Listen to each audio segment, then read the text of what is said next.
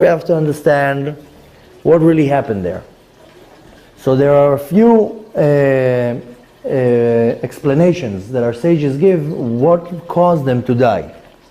The first explanation is that they didn't wash their hands and feet before going into the working as a Kohen. The law is that a Kohen has to wash their hands, wash their feet, then they go into the place where they can work. So the first opinion says that they didn't wash their hands and feet. The second opinion is that they were drunk, that they drank wine, and you're not allowed to drink wine when you're going to serve Hashem, especially in the holy area. The third thing is that they went into Kodesh HaKodeshim, to the Holy of Holies. Only the Kohen Gadol is allowed to go there. Not any Kohen can go in there. Another explanation is that they weren't married. They weren't married and they didn't have kids. And the Kohen Gadol has to be married. The Kohen that goes into Kodesh HaKodeshim has to be married and he has to have kids.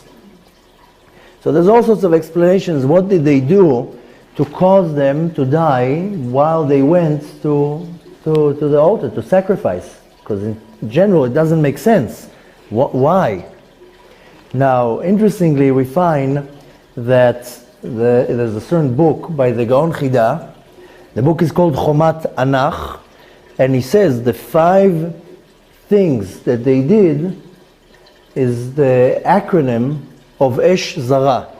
Esh Zara is a foreign fire, and that's what caused them, so to say, to die, because the Torah explains that when you put fire on the altar, you also have to add fire that is called Esh Mehidyot, a fire that was lit by a simple person.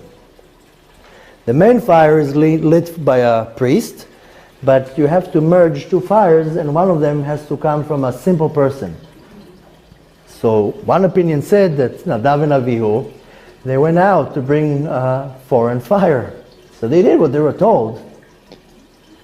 But in the acronym of the word Esh Zara, it has 5 letters, and the Gaon Chida says that the acronym tells us exactly what they did. Sorry. The Aleph of Esh Zara is Esh Zara. The Shin of Esh is Shtuye Yain, that they drank wine. The Zayin of Zara is Zera, they didn't have kids. The Reish of Zara is Rechitza, they didn't wash their hands.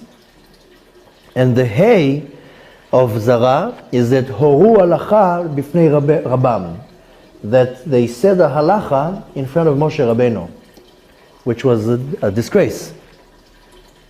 So the sages try to explain how did they sin.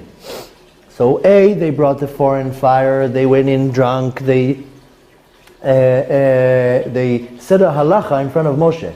Basically, it all boils down that they did what's called zilzul. They didn't take it serious, so to say. They did what's called zilzul ba'avodat HaMishkan, neglecting the holiness of the work in the Mishkan. Now, all this makes a lot of sense. I understand. Everything is very, very obvious. And all the commentaries are against them.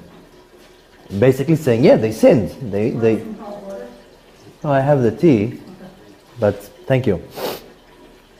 But there's one commentary that says that they treated the place, when I was a little kid, my father has a very big business, and I used to, in the summer vacation, go to my father to work there.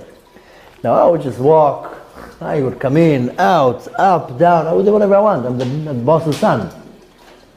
In Israel, there's a term when you drive in the street and somebody drives however they want. In Israel, they say that he thinks his father owns the street, that he just drives however he wants. Now, in summer vacations, when I used to go work for my father, I would come whenever I want. I would sit in the executive office with my feet on the table and drink, and nobody would tell me anything. I'm the son of the boss. So I would behave like that because I knew, I'm the son of the Balabait. So sometimes when somebody feels very comfortable in their father's business or something like that, I mean, you see my kids, they're walking around here, they don't sit like this. They open doors, they do things, they feel it's my father's. I can do whatever I want here. So some commentary says that Nadav and Avihu, they said, my father is the Kohen Gadol. My uncle is the king, Moshe Rabbeinu. And they just walked and did whatever they want there. So unfortunately, most commentaries are kind of finding them guilty and saying, yes, they were chutzpah. They didn't do what they're supposed to do. They were talking halacha in front of Moshe Rabbeinu. That's a disgrace. They drank wine. They did this. They did that. Everybody finds them guilty. Besides one commentary, that this commentary is called Or HaChaim, and he says, no, I don't think they're guilty. You're taking it out of proportions.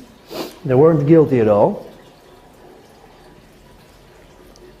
And where do we learn that? Is that later on, Moshe Rabbeinu comes to Aaron HaKohen, and how do you make somebody that just lose their children feel better? I mean, what words can you say to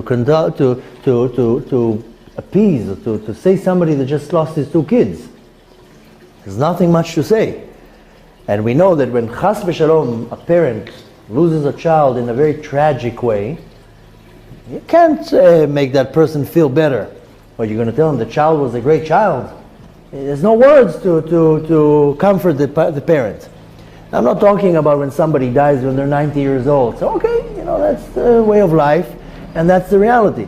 But when a parent loses a child, what words can you say to make the parent feel better? So Moshe Rabbeinu had a magic word, a magic sentence, and he told Aaron HaKohen, don't worry, Nadav and Avihu were greater than me and you. And that calmed him down. Aaron HaKohen was very upset, and that calmed him down. And Moshe Rabbeinu says, no, we're greater than me and you. And why do I know that? Because Moshe Rabbeinu said, I knew, Hashem hinted to me that on the day that we're going to erect the Mishkan, somebody's going to have to die on Kiddush Hashem. Because it says in the Pasuk, in Parashat Tetzaveh, V'nikdashti betoch Am Yisrael, that I will have to be sanctified within the nation, meaning somebody's going to have to die to sanctify my name. And it's going to have to be a tzaddik. When the tzaddik dies, then it's a Kiddush Hashem. This is something that is very hard for us to understand, but when somebody dies on sanctifying Hashem's name, and we just commemorated the death, the murderer of 6 million Jews that died on Kiddush Hashem in the Holocaust, and many other Jews, any Jew that dies just because he's a Jew, it's not, I wouldn't even say die, being murdered because he's a Jew, then that person died in Kiddush Hashem. And means that it's sanctifying the name of Hashem. So Moshe Rabbeinu said, I had a prophecy. Hashem gave me a hint that on the day of the Hakamat Mishkan, somebody's going to have to die on Kiddush Hashem. And Moshe Rabbeinu told Aaron, I was convinced it's either me or you, that we're going to go, because who's going to go to put the sacrifice? Me and you. We're going to go. We prepared the Mishkan. We built it, we invested, everybody's waiting like this to see what's going to happen.